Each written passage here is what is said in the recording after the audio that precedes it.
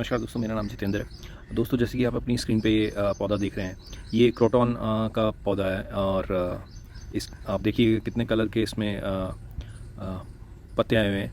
जैसे जैसे इसमें देखेंगे, नीचे जो देख रहे हैं आप, थोड़ा जो ये लाइनें हैं, आप ये लाइनें देख रहे होंगे, ये थोड़ा पर्पल या लाल रंग में कह सकते हैं।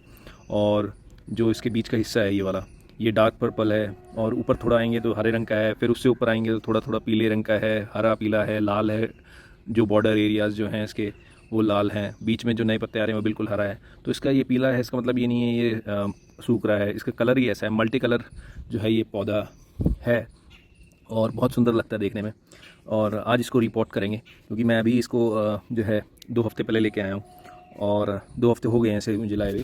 और ये एक प्लास्टिक के पॉट में लग रहा है जो है। अब इसको थोड़ा सा बड़ा जो पॉट है, आपको सामने वो देख रहे हैं, ये पॉट सीमेंट का 12 इंच का गमला है, वो उसमें लगाएंगे। तो क्योंकि रीपॉट में इसलिए कर रहा हूँ क्योंकि इसकी जो मिट्टी है, ये देखिए लाल रंग की मिट्टी है।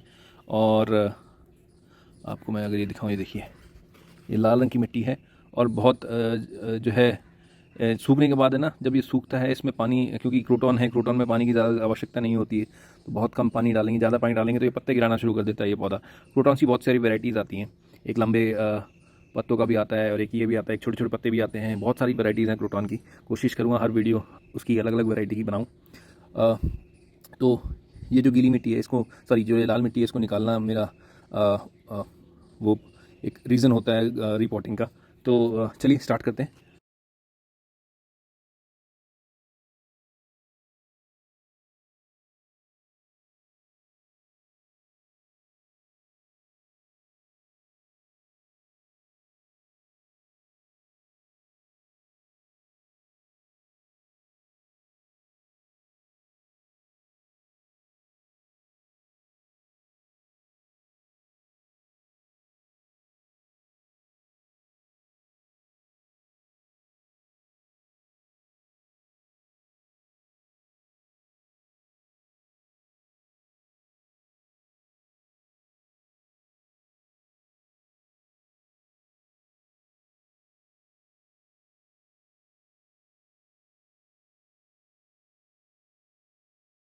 ये 2 पत्ते टूट गए मेरे।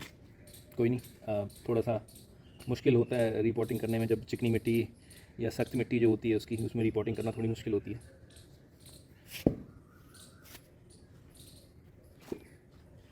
अब इसमें मैंने ऑलरेडी जो है गोबर मिला रखा है इस मिट्टी में। ये देखिए ऊपर गोबर डाल रखा है मैंने। अब इसको मिला लेंगे थोड़ा सा।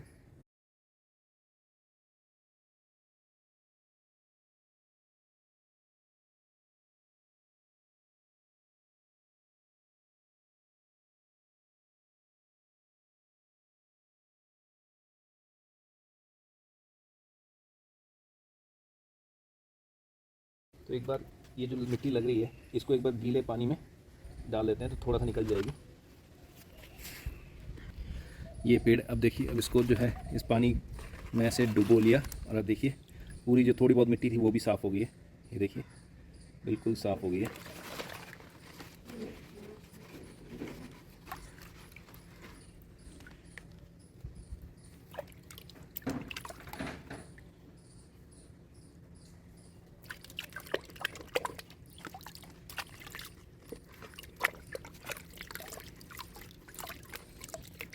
देखिए पूरा साफ़ हो गया है। जहाँ जहाँ लाल मिट्टी लग रही थी वो थोड़ा अच्छा सा नहीं लग रहा था। तो अब इसको जो है हम ऐसे लगा देंगे। थोड़ा यहाँ लाता हूँ आपके आसपास, अब आपको दिखाई दे रहा होगा। ये देखिए, अब यहाँ पर जो है, ये देखिए अब आपको दिखाई दे रहा होगा। और अब इसके चारों तरफ जो है मिट्टी डाल देंगे।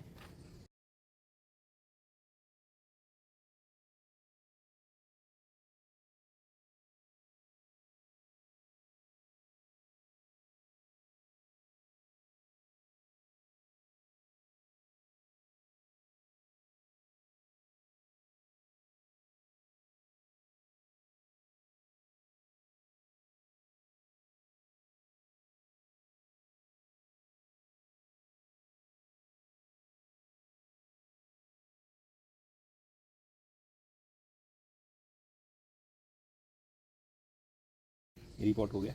अब इसमें थोड़ा सा पानी डाल देंगे। आप चाहें तो ये लाल वाला पानी जो हमने धोया था वही डाल देंगे, कोई दिक्कत नहीं है उसमें।